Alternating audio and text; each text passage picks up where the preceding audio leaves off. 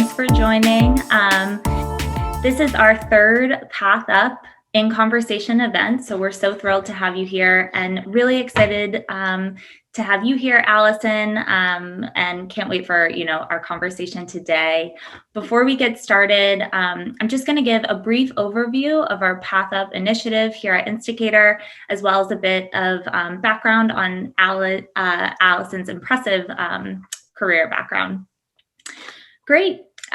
So thUp is our initiative at Insticator aimed at bringing inspiration, empathy, and connection to every person carving a professional path as we work towards a more diverse and equitable world. Through storytelling and conversation, thUp attempts to demystify how success can be achieved, driven by empathy and human connection. So each month, we sit down for a conversation with an inspirational voice to hear stories and gain insights on how they found that path up. We are very excited to have Allison Page here with us today. She is the co-founder and chief product officer at SevenRooms. Since inception, she's been responsible for driving product innovation, defining the company's product roadmap, vision and strategic positioning, and scaling the platform to over 250 cities worldwide, which is very impressive. SevenRooms is a fully integrated, data-driven guest experience platform that helps hospitality operators connect data across the guest journey. From neighborhood restaurants and bars to international multi-concept hospitality groups, the end-to-end platform enables operators to automatically drive revenue and profitability by leveraging data to build direct relationships, deliver exceptional experiences, and increase repeat visits and orders. So a little bit about Allison. Allison started her career and spent several years in investment banking at Credit Suisse before founding SevenRooms, and holds a bachelor's degree in finance and real estate from Wharton at UPenn. She was named one of Hospitality Technology's 2019 top women in restaurant technology.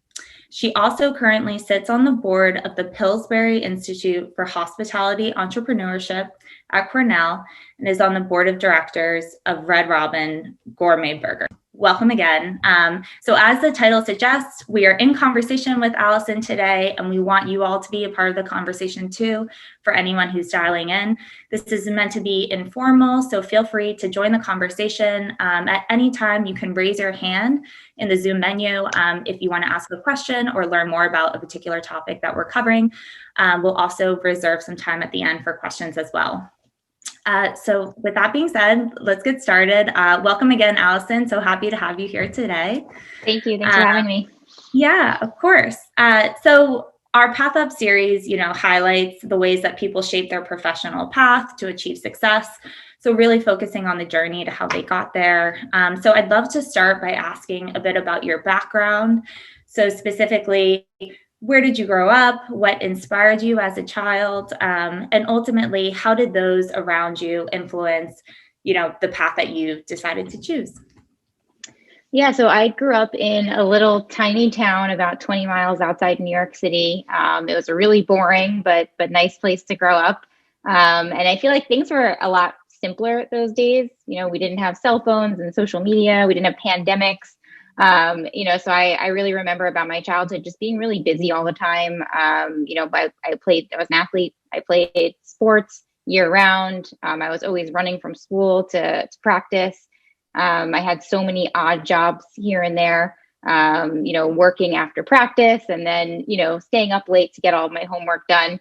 So I would say pretty typical standard childhood. Nothing really stands out there. But, in terms of like influencing my path, I think I was really lucky in that, my parents didn't really influence my path at all. And enabled me to go in the, whatever direction I wanted to. And I think I wound up on one path, and I'm sure we're going to get into this, and took a complete left and went another direction. But I think having the freedom to, experience what I wanted to and pursue whatever I wanted to was really helpful growing up. Mm-hmm. That's great. Yeah, absolutely. So then kind of jumping to college, when you were in college, like how did you kind of choose a concentration or a major, and then ultimately deciding the career path that you would, embark on once entering kind of the job market? I remember being in college and, meeting kids that went to the engineering school or they went to the nursing school. And I always thought it was funny, as a high school senior, how did you know that you wanted to be an engineer? How did you know that you wanted to be a nurse? Because I had literally no idea what I wanted to do. So when I got to Wharton, I pursued finance just because it seemed like the thing that everyone was doing. It is one of the top schools for finance. And so I figured that was the safest path. It would make it easiest getting a job coming out of college if I pursued that major. Back then they didn't have a lot of the exciting majors that they have today. Like I know they have concentrations around social impact and environmental studies, and those things just didn't really, I know I'm dating myself a little bit, but those things didn't really exist when I was in school. So I definitely pursued the more traditional path there. Mm-hmm. Great. And so then, knowing that you are an entrepreneur, and we'll get into SevenRooms and talk more about that in a bit, but did you always want to be an entrepreneur, even, when you were younger, or have that sort of natural spirit, or was it something that you kind of, later fell into, or, decided to embark on? I always had that spirit. I was always trying to make a buck as a kid in any way possible. Whether it was babysitting, I started a business in high school giving pitching and batting lessons to younger students, which, I was making like $50 an hour, which for like a 16-year-old kid, it wasn't bad. I would make jewelry that I would sell at the beach, literally anything. So I think I always had that spirit. I just wasn't really sure, that I could actually turn that into a business coming out of high school or coming out of college. It wasn't really like a conscious decision to go that path coming out of college. Mm-hmm. No, that's great. And I definitely feel like, so many people can relate to sort of having a work ethic, but, and drive, but not necessarily knowing kind of where that will lead and where that will end up. So I'm excited to hear more about how that kind of unfolded, and, get your advice for all of those that are joined here today, who are interested in becoming an entrepreneur themselves. So shifting a little bit to SevenRooms, I would love if you could tell us a bit about SevenRooms, specifically how the company was built, launched, and ultimately how you overcame any obstacles or objections sort of in that early stage. Sure. So SevenRooms, you gave a great intro to SevenRooms, but very simply what we do is we help operators collect a lot of really valuable data about their guests, and then we help them use that data to give you, the diner, an incredible experience, and to drive personalized marketing to you and to help them drive more revenue. Back when the company started, though, it started in a little different of a place. So I was working in investment banking at the time, and banking was a great experience. I got my ass kicked a little bit coming out of college. I learned a ton. I learned how to make a perfect PowerPoint presentation, all those things that I think were very helpful in starting a business, but it wasn't my passion. There was no way to be creative there. I didn't really like being told what to do by a lot of people. Even if I saw a way to solve problems, you really couldn't. You couldn't do that in banking. You just kind of did things the way they always were done. Mm-hmm. So, I was itching to do something different. And I actually met my co-founder at Credit Suisse. We shared a cubicle wall, and we started working on some side hustles to, break up the boredom of the day, doing investment banking. So we started a couple businesses. Most of them were stupid. One of them was selling advertising on the hot dog cart outside the Credit Suisse building. Which was hilarious. But one thing we really bonded over was our love for food and for going out. And working in banking, we didn't have a ton of time to always form those relationships with restaurants that you need when you find out you're getting out of work early on a Friday night and you want to get a reservation to one of these places. So we thought, there's probably other people that, struggle to get reservations at these really hard to get into places. Maybe we can start a business around that. So the initial iteration of our company was really helping people get last minute access to really high in demand places. What we learned is, that was actually a terrible business idea. It doesn't scale. Those places that are really, really hard to get into, they don't really need the extra clients. They have wait lists miles and miles long. So we weren't really solving a problem. But that really was our first entry into the hospitality world. And so we started learning a lot about restaurants. We started talking to a lot of restaurant owners. We started learning about their tech stacks. And we actually stumbled upon a much bigger problem. And the problem was that restaurant operators didn't really know who their guests were. And we thought that was very strange because it's the hospitality business, right? So how can you provide genuine hospitality if you don't understand who these people are? So I'm sure you've had this experience, Carolyn, where you go to your favorite restaurant and, you know the manager there, or, you have a favorite server. And then all of a sudden you go in one night and that manager's gone, right? They've gone to a different restaurant. All of a sudden your experience changes. You go back to being a nobody at that restaurant. And so we really set out to solve that problem. So the initial iteration of the company was really focused on CRM, essentially. And how can we help restaurant operators build profiles on their guests, understand who you are, what your preferences are, what do you like to order? And the initial product really sat alongside all of the other tech that they were using. Over the years, we've expanded our platform to kind of take over a lot of the tech stack. But all of it is rooted in that initial concept of, who are these people and how can we infuse guest data into every single operational tool that we create. Mm-hmm.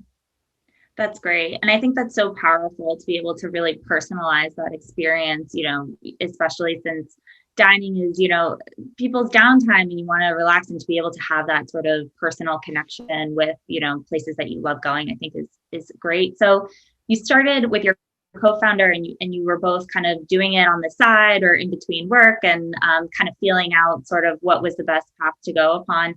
How did you ultimately make the decision of, okay, I think there's something more here, and being able to leave investment banking full time to pursue SevenRooms? Yeah, so it was rough, or a rough schedule. We would get home from banking so late, like sometimes 10, 11, 12 at night. We would work on our startup for a few hours, sleep for a few hours, and then go back to the office. It's definitely something that I don't think I could do today. But as I was 25 when we started our first company together. And I had a lot more energy those days to be able to, focus without any sleep. But yeah, so we were doing it as a side hustle for a while. It took us about 2 years to actually get to a paying customer. That's how hard it is. I think if I did it again, I might get there a little quicker. But the first go around, it took 2 years. It was really tough. And when we finally got that paying customer, we thought, okay, someone's willing to pay for this. Maybe we should go raise some money to actually pursue this and think about quitting our jobs.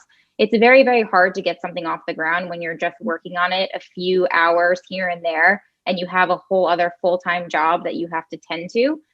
So we went out, and I almost hate telling the story because it would never happen today, but we met with one investor. He was, so he owned a hedge fund, and this was back in, 2011, 2012. Tech wasn't really a thing in New York. There weren't so many seed and angel investors out there like there are today. It was kind of rare for people to be making early stage tech investments. And, we had one meeting and he wrote us a check for $500,000, just purely based on the fact that we were giving up really great careers in finance in order to pursue this. That was enough for him to believe that there was something there. So getting that initial seed funding was really important, and being able to leave behind those jobs and focus on the business full time. And it also enabled us to hire our first employee. Oh, that's great. And that's great that somebody, had faith and trust in you so early on that you were able to kind of launch and go. So in those early days, how did you guys go about making tough decisions or making business decisions that kind of be based on where you were envisioning on going versus what you were kind of seeing in the market? Sort of how did you frame that in those early days? Yeah, I actually think decision making was a lot easier back then. When you're small, you can be nimble. And if you make a poor decision, you can kind of clean it up the next day and go another path. The team is small. It's not like you're investing a ton of resources. Today at larger companies, sometimes it's like decision paralysis, right? It's not easy to make decisions because sometimes you have to make decisions really far out. Like, what are we building for the next year, right? And then you have to invest marketing resources into it. You have to invest product and engineering, and it's a lot harder to move the ship when the company is much larger. So, I think back then, decision making, we have a very, very defined amount of resources. We had 3 people, 4 people. We had very few clients. It was just much easier then to just sit around the table and really hash out, all right, like there's 4 of us. There's only so many hours in the day. Like, what are we going to go after this week, next week? We weren't really thinking about, what is this going to look like a year from now, 2 years from now? Like, we were just trying to survive the day, to be honest. Yeah. That's great. And I think that can resonate with a lot of people. So now shifting a little bit to today. So, you said you went from a few clients to now you're, managing some of the biggest partners across so many cities worldwide, which is so inspiring and powerful, to be able to see that growth. So what do you currently focus on as Chief Product Officer, and sort of knowing that your foundation is in technology and data, kind of how does that influence the business decisions that you make today, versus, maybe what your clients are asking for or what you're kind of hearing from a competitive landscape? Sort of how do you now make that balance since you're more scaled up at this point? Yep. So I think if you think back to early stage at the company, how we did some of those things, a lot of it was based on gut feel, right? Mm-hmm. So like, I feel like this is the thing we should build, or, I spoke to 3 restaurant operators and they all said XYZ. And you just kind of went with it. Today, especially in my role, you have to take in a lot more data points than that, right? So one is you have to look at actual data from customers. Like, what are your customers doing, right? What are your customers asking for? What's coming through support tickets? I still read probably 10% of our support tickets because I like to know what people are saying, right? I have to have ears on the ground in every department at the company, right? From customer success to my salespeople that are on the field that are meeting with prospects. What are they hearing in those conversations? Listening to recordings of sales demos to hear what kind of questions are operators asking. So making sure I'm in tune with every department at the company, but also very in tune with our customer. So I spend a lot of time talking with restaurant owners and operators and hotel operators, to understand what their challenges are today, but also what they're thinking about for the future. What are they looking to invest in the next year or so? And then beyond that, it's really having a very deep understanding of my industry, following everything that's going on, following, what competitors are doing, investments that large hospitality brands are making. What's the tech that they're adopting today? I read everything. I try to be on top of everything, and then I'm kind of like a conductor in a sense, where I take all of those pieces and I put it together and I define a vision for where are we going to go? Where is SevenRooms going to fit in this puzzle? And what are we going to build to really differentiate us, from everything else that's out there in the market? Mm-hmm. That's great that you're able to sort of take both restaurant and customer feedback, as well as sort of what's happening and where the industry is shifting, and then kind of be able to layer in sort of where you see the company going. So I think that's fantastic. So shifting a little bit, obviously, COVID-19 and the pandemic has affected all of us on a personal level, and all of our businesses to some extent. In particular, the restaurant and hospitality industries, have been hit pretty hard, just with everything that's going on. So, knowing kind of sort of the crazy shift that happened last year, just as the whole world was dealing with this, how did SevenRooms kind of adapt, and how did you sort of shift your plan or shift your strategy given the pandemic?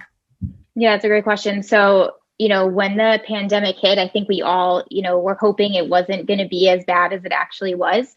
Mm-hmm. But, when we started getting the feeling, this is going to be a long-term thing, we said, how can we really help the industry right now? So we did a couple of things. The first thing is we waived all of our fees for all of our restaurant customers to try and support them, which was a huge investment that we made. But, we wanted to help more restaurants stay in business. And then we really did what we do best, which is build product, right? So we thought about what are the things that we can build today that are really going to help our operators, right? So we build contactless order and payment, so people do not have to interact with a server.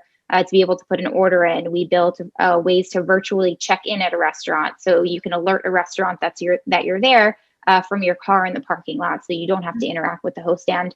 And we built an online ordering platform. So, the same value that we deliver to restaurants and reservations and wait lists, we can now deliver in online ordering. And so enabling a lot of our restaurants didn't even do online ordering before. We worked with Michelin star restaurants that, would be horrified at the thought of putting their food in a box and sending it to someone that now have like an amazing online ordering business. So I think it's been, inspiring to see how a lot of restaurants shifted their business models and, found new revenue streams that they otherwise, probably wouldn't have. And I think the same thing goes for SevenRooms. I think we probably would have gone down this path, but maybe a little later. And I think COVID really accelerated a lot of things that, we did on the product side that ultimately strengthened our platform and ultimately strengthened the value that we can bring to the industry. Absolutely. And that's so great to hear that you were able to waive fees and really help out your customer base kind of get through these tough times. I think of, I see so many stories in the news of just how incredible it is that so many people are helping however they can. But particularly, I think, what's being done for restaurants and small businesses is incredible. So that's great to hear that you guys were able to help out, during this time and also shift your business as well. So knowing, you said that you made some changes maybe a little bit sooner because the pandemic kind of accelerated some things from a technology perspective. Looking into 2021 now, as we're sort of heading into this new year, are there certain things that you feel like will, you'll want to build upon that you've learned since the pandemic, or just different trends that you feel like will be important to consider this year? Yeah, so I think from a restaurant industry perspective, diners, are across the spectrum right now with comfort level in how, they want to engage with a restaurant. So there's some people that, will not come into a restaurant. They're only doing online ordering, or there's people that'll come to a restaurant, but they want to make sure they're seated outside. Or, they don't want to touch menus or talk to servers. It's and of course we have the other end of the spectrum. I'm in Miami right now, and there's no COVID, and the restaurants are packed, and no one seems to care. So I think the trend that, we're really thinking about is like, how can we help restaurants offer optionality to their guests? So however way a guest wants to engage with you, you have a solution for that. So you're able to offer online ordering, you're able to offer a way for people to book outdoor tables, just really helping them support, making their guests feel comfortable, as hospitality operators do best anyway. Mm-hmm. That's great. That's fantastic. So shifting a little bit to SevenRooms and sort of your overall work culture. So super impressive.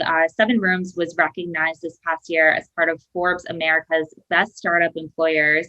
And you were also on Inc.'s Best Workplaces list, which is super impressive and I think very inspiring for a lot of companies. So I'd love if you could tell us a little bit about sort of where you found success and sort of how you promote a healthy work culture. Yeah, so I think, a lot of people ask about like, how did you get your culture to be so great? And like, there isn't a certain recipe. I think, we started with a great group of people, and I think those people attracted other great people. And I think, a lot of the culture was born out of a lot of the early employees that we had. And certainly comes from the founders too. Like we very much, well, we're good people, first of all, but, we all have that team spirit. We would drop anything to help team members. We would never ask people to do things that we haven't or couldn't do ourselves. It's just a very, team and family oriented type of place. And things have definitely shifted during the pandemic when we can't all be together. We can't go get a drink after work. We can't socialize the way that we used to. So I definitely think like we've had to find ways to stay, engaged with each other. And it's been a challenging year from that perspective. I don't know how many people want to do the extra social Zoom call and trying to find, we think we had like a magician and like we play games together online and like, we're trying, but I don't think that we've figured out exactly how to mirror the great culture that we had in this virtual environment. We're definitely still learning. But one of the things I can say that's been interesting is an unexpected consequence is I feel like I've gotten closer with a lot more people because I've been able to see into their personal lives a little bit more. Like I've met people's children that I probably never would have met. I've heard about, oh, like you have a different background. Oh, I'm visiting my mom who lives in Milwaukee, just like things you never would know. So I think that's been interesting from a cultural perspective is the blur between, work and personal. If it was blurred before at a startup, it's even more blurred now because it's, you're bringing work literally into your home. So yeah, I don't think there's like a formula. We're definitely still figuring it out. If you guys have any great tips on things that you've done over at Insticator, we'd love to hear it. Yeah, no, I totally agree. I think it's tough. I think everyone's trying to figure it out. But I completely agree on sort of getting a glimpse into people's lives and sort of seeing sort of kind of a little bit more of like a human element to sort of what they have going on in their day to day. So yeah, I think we're all trying to figure it out to some extent. And knowing, so just jumping a little bit as well, so just the tech realm in general and companies across the board from tech are ultimately still dominated by men, although there's been some great strides in sort of female leadership. So how, at your company specifically, how have you ensured that women sort of have a voice and a seat at the table at some SevenRooms, in relation to culture and sort of being heard? Yeah, so SevenRooms has over 50% female employees. So they're at the table, no matter any way you slice it, they're at the table, right? And it's not something that we did consciously. It's something that happened just by way of the fact that we hired so many females early on in the company, right? So, I was a female leader. Some of our early employees who became leaders at the company were females. And when you do that, female leaders will attract more females to come into the company and, will promote more females. And, when you have candidates and they walk into an office that's a sea of men, like what women are going to want to work there, right? So I think that, just being really early with making sure we had a great gender balance early on in the company has just, helped the company to naturally evolve in a way that we have such a great gender mix on our team. That's fantastic. And over 50%, that's so admirable. And I think something that a lot of companies strive for. How do you feel like on a personal level, just, being sort of C-suite and really kind of being a pioneer and sort of paving your own path? How has it been for you as, a woman to kind of navigate through kind of like the early stages into now leading this company and scaling it? Do you feel like you've gained anything or have any advice for women who are, starting their own journey? Yeah, so it wasn't easy. I can tell you that. I've been in basically 3 male-dominated industries. I've been in finance, I've been in real estate, I've been in hospitality. I'm pretty used to being the only female in the room. And it's something that I haven't tried to fight it because there is a certain generation that like, you're just not going to win that battle. So, instead, I think the advice that I always give to young women is just like, work your ass off, right? Because like your hustle and your work is something that people will not, be able to put into question, or to dispute. And that's the best way to show your value.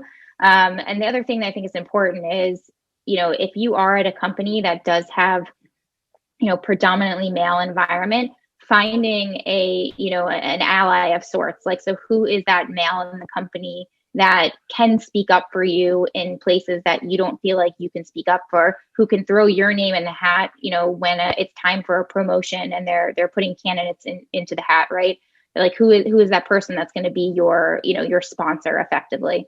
So I think those are 2 strategies, but, I'd also say like it is a challenging time for women in tech. I think it's actually gotten worse over the last few years. It's definitely gotten better since I started the company. But I think the pandemic has been pretty bad for women in the workforce generally. There's probably a lot of women that left tech. There's probably a lot of women that decided to delay starting businesses. So I think that while we are in a disadvantaged position, there are some advantages, like, this Path Up series, for instance, is not about like white male entrepreneurs, right? Like there are more opportunities for us to be on stages and to make connections. And, at a minimum, it's more of a topic of conversation amongst companies, to make sure, women are being put at the forefront and women are being visible. But I would say it's not that a ton has changed in the last few years. We're definitely still fighting that battle. Yeah, absolutely. I think that's great advice, just in terms of working hard and just continuing to hustle sort of through any challenges. So I think that really speaks to a lot of us, I'm sure. So I guess kind of shifting a little bit to just general advice that you have. And real quick, I just want to take a brief moment. If anyone has questions at any point, just raise your hand and we'll make sure to get those answered. But in general, do you have any advice sort of about becoming an entrepreneur, or even becoming sort of an entrepreneur within, your own company? What advice would you have sort of people who are thinking about it or sort of contemplating whether that journey is right for them? Yeah, so I think there are like certain personalities that do better in that type of environment, and not everyone is suited to do this. There's some people that they really kill it in a corporate environment, right? Where this is your job, and someone's going to tell you exactly what to do, and you're just like a straight executor. There's people that are amazing at that.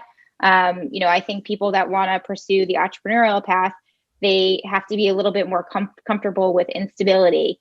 With the unknown, like not knowing what's going to happen tomorrow or next month or next year, and be, a little more, a bit more of a risk taker of sorts. And so I think one of the most important skills that I have that, if you're like this, you'll probably be more successful, but I feel like I can figure most things out.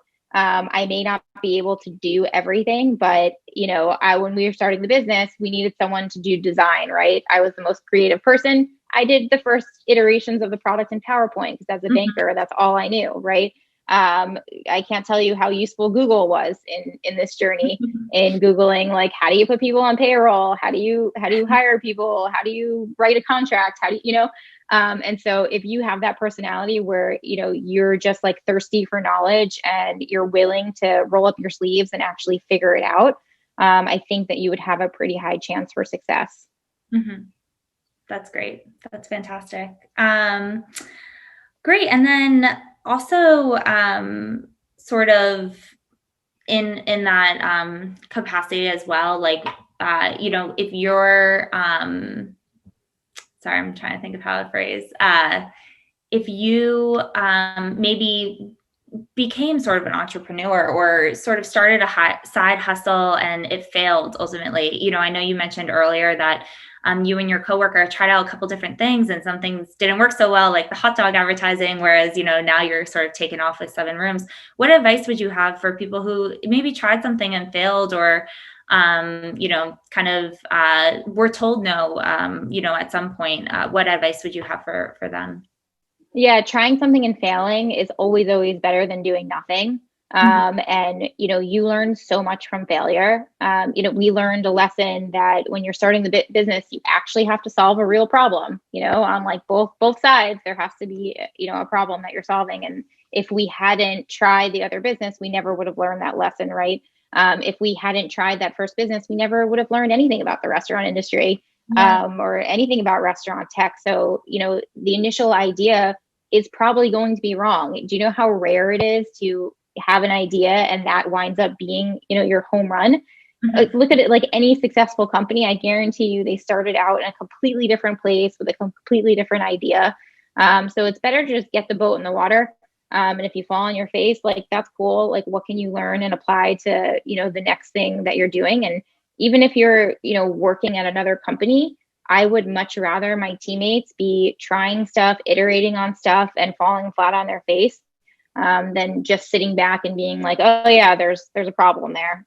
Someone else solve it. So, if you're not starting your own company, but you're an employee somewhere, you can still take that entrepreneurial spirit into your everyday, and just roll your sleeves up, think differently, and try to do things that wouldn't normally be done, and you might wind up with a ton of success. Mm-hmm. I love that. I think that's great.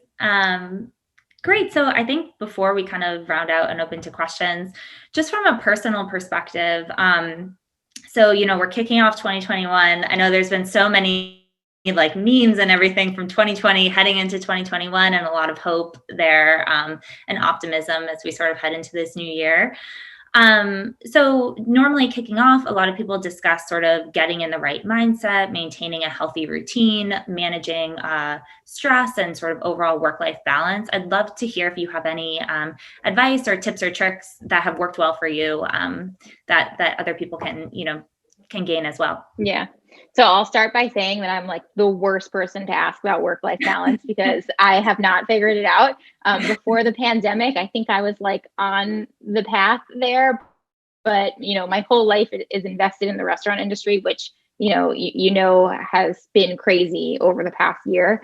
And so, I mean, I think I'm in Miami right now because I love being outside. I try to at least get outside a few times a day, whether it's just taking the dog for a walk or going for a run. That's really like my Zen time. I try to leave my phone at home and disconnect a little bit. But I think like, especially with like working remote, it's really hard right now. And I definitely have not figured it out yet, but I'm working on it. Promise. Yeah. We all are. So yeah. That's great. And then lastly, sort of what are you looking forward to most in 2021, both from a professional standpoint as well as a personal standpoint too? Yeah. So I think my personal and professional are so, closely like entwined because, my business is in the restaurant industry, but also, I have this deep passion for restaurants. Like as a diner, I love going to restaurants. I love traveling for food. I will get on a plane for dinner somewhere. Mm-hmm. Like any night of the week, I absolutely love food and the restaurant industry. And so I think the rollout of the vaccine and trying to get back some sort of normalcy is the thing I'm looking the most forward to because it's going to have the biggest impact, not just only on my business, but on my personal life as well. Like I'm dying to get out of here and, go eat somewhere fabulous and, experience a new country's food or something like that. And I really, really hope I can get back to doing that in 2021. Mm-hmm. I'm so with you on that. I can't wait to get back to that. And, I think, dining is such a special experience. And I think one of the things I've missed most too, just being able to be with friends and family and share a meal. So couldn't agree more. So with that being said, let's go ahead and open to questions. So if anyone has a question, feel free to raise your hand and we'll make sure it gets answered. Great. So I think we have a question from Monique. Hello, can you see me or just hear me? We can hear you. Okay. We can hear you. Okay, perfect. That'll be more than enough. I have a twofold question regarding SevenRooms. First of all, thank you, Allison, for taking the time today. But my question is, what strides has SevenRooms made in diversity outside of gender, like in terms of race and the differently abled, et cetera? And how can a workplace make itself inviting to these groups if they may or may not already have a seat at the table, like make themselves accessible and inviting? Because I can say for sure that some groups may think, oh, I see that, their numbers aren't exactly where I want them to be. Maybe I won't get my foot through the door. Yeah, so I think, we had always felt like we had a pretty diverse workforce. I would say it's not something that we focused on as an organization because we felt like we did it. But I think the, increased focus on, the Black Lives Matter movement and, everything that just happened over the past year, we really turned a microscope on ourselves. And we said, what can we do better as an organization? Because I think everyone can do better. We started a DEI task force that, literally picked apart, every system, everything that we do at the company to see, are there, places that there is any sort of racial bias? Are there places that, we need to do a better job in bringing in diverse pools of candidates? And so I think that has been really helpful for us to figure out, there's actually actionable things that we can do to be better because, frankly, I think that it was just a feeling that we were doing it. But when we really took a hard look at it, There was just so much room for improvement. And then your second question was, how do people get a seat at the table? Well, more so like, how does a workplace make themselves inviting and accessible to groups that may or may not already have a seat, so to speak? Yeah, I think that's a lot in the culture, honestly. I think that's been a big part of our culture, is making sure everyone feels like they can speak up. Being accessible. Everyone at the company will tell you they could hit me up on Slack or text me any time of day, and we can have a conversation about anything that's going on. So I don't think you're going to find that at every company, but I think it's something that needs to be embedded in the fabric of the organization. That it is more accessible to people outside the just standard C-suite, talking with C-suite or managers or whatever it is. Right. Thank you so much for your answer. I guess You're welcome. One final question, if I could sneak it in: what would be the first country you want to travel to and eat your way around once all this is hopefully a little better? I will be on the first flight to Spain. I miss Spain so much, and Spanish food. And yeah, I will be on the next flight as soon as we can. Thank you. That's a great question. Great. So we have another question from Zach. So can you tell us one thing you would have done differently on your journey? Yeah, so I think I was learning how to do product. I grew up in this business, right? Like, I started a restaurant tech company knowing nothing about restaurants, nothing about tech. I think, early on, I was a little bit of a perfectionist, where I was afraid to put something out that, it wasn't perfect. It didn't look perfect. Maybe it had bugs. We were building a new feature, and, I wanted to build all 10 things instead of just building 2 things. And so I said it before, I think it's so important to just get the boat in the water, and then figure it out. So I think I wish that my attitude was a little bit different earlier on, because I think we probably could have moved a lot faster if I was, able to, take those risks where putting something in front of someone that was, ugly or not perfect. We could have iterated a lot faster. So that's definitely something I would have changed in myself. Yeah, that's great to hear, because I think, a lot of people can struggle with that, sort of taking risks. And so that's great to hear that you are able to kind of do that as you learn more on your journey. So we have another question from Jonathan. So you mentioned SevenRooms is starting an online ordering platform. What makes the platform different, and how are you looking to expand it? Yeah, so we built an online ordering platform. It's different. I'm sure a lot of people on this call have ordered from a third-party marketplace, so like an Uber Eats or Grubhub or a DoorDash. And for a restaurant, it's extremely expensive when you put in orders through those channels. So they take commissions of 30-40% from the restaurant. So this is my PSA, by the way. If you are ordering food or making a reservation at a restaurant, go to the restaurant's website first and see how they want you to order or book reservations on their website. It's much less expensive for them, and we can help keep a lot more restaurants in business. So with SevenRooms, where our model is a little bit different, where the technology is white labeled for the restaurant. So you don't actually know it's SevenRooms, and we also don't take those commissions.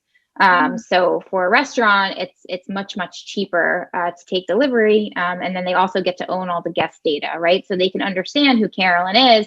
Oh, Carolyn lives down the street, and she orders delivery 3 times a week from us.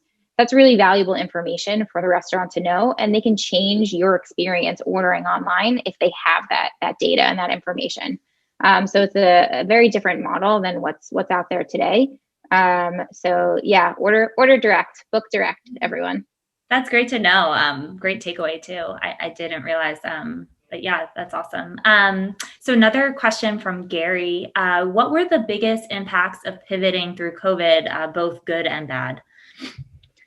Yeah, so the biggest impact, I would say, on the good side, expanding the products that we can offer to our restaurants. We had to help the industry. We had to keep building and build very quickly to get something out the door. So the good part is where our platform is positioned now compared to where we were before COVID is a lot stronger. I think the bad was, it was a rough time. Like, we had to furlough a lot of our staff early in March, April. We had raised a $50 million round of funding in May, so we were able to bring back a lot of our staff. But I mean, mass furloughing people on Zoom calls, it was probably the worst day of my entire life. And so, I think a lot of companies went through that, especially companies in my industry. And, I hope it's something that I never, ever have to experience again. Mm-hmm. Absolutely. Okay, let me just check. Oh, we have another question from Paco. So you started your SevenRooms journey talking to many customers and getting a deep understanding of their problems in the first place. So as your team grows, how do you make sure that this spirit of product discovery is at the core of everything that you do and SevenRooms does? Yeah, so I think, earlier at the company, it was, a team of one doing all that discovery, talking to restaurants. But, now that the team has scaled, you have to make sure your team is doing the same thing, right? So our product managers are combing through support tickets to see what customers are saying. They're having calls with customers to go through mock-ups and prototypes and get feedback. So it's almost like replicating what I've done, but now we have a whole, army of people that can do it. So we can talk to more operators on like a much larger scale, and really scale the amount of feedback that we're able to get in from our customers, from the industry. So I think it's just important to make sure, that doesn't get lost when the team grows, because, it's all about the customer, right? Everything, even if you have the most brilliant idea in your head, I can't tell you how many times this has happened to me where I'm like, ooh, like this is such a great idea. And you talk to 3 restaurants and it's like, that would actually never work because of X, Y, Z. It's like, okay, great, moving on. But if you build in a silo and you're not, getting that real-time feedback, you're going to make a lot of mistakes. You're going to throw out a lot of code. You're going to waste a lot of your time. So just always have that as part of the, product discovery and implementation process. Mm-hmm. Awesome. And so before we wrap up today, is there anything else, any other advice or anything else that you wanted to touch on? Yeah, so I already did my book direct, order direct PSA. So just reiterating that again. And then also, if there's anyone on the phone who's looking into hospitality tech, we do have a ton of open roles at SevenRooms. We are hiring. So feel free to check us out at sevenrooms.com/careers. And yeah, thank you. Amazing. Well, thank you so much, Allison. This has been, an incredible conversation, and I've really taken away a lot. And I know that everyone on the phone today has also learned a lot. So can't thank you enough. And we really appreciate you taking the time to chat with us today. And thank you for everyone who dialed in. Just want to let you all know that our next In Conversation event will take place on February 17th. We'll be interviewing Linwood Bibbins, who is CEO and chairman of Reach TV. So stay on the lookout to your inbox for more details. They'll be coming your way soon. But thanks again, Allison, and hope you all have a great rest of your week. Bye. Bye-bye.